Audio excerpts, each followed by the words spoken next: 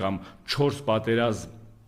բերած այս ներկա իշխանության ղեկավարների մասին եկել ենք կրկնապատկման այն համոզմունքի, որ Ադրբեջանի կողմը մենակ պահանջներով բավարարում է իր շահերը, ստեղ հայկական շահեր ներգրաված չի, որովհետև մենք հաշվի առնելով Արցախում գտնվելու հələ այն ժամանակ իրենց պահանջները սկսված է Արցախին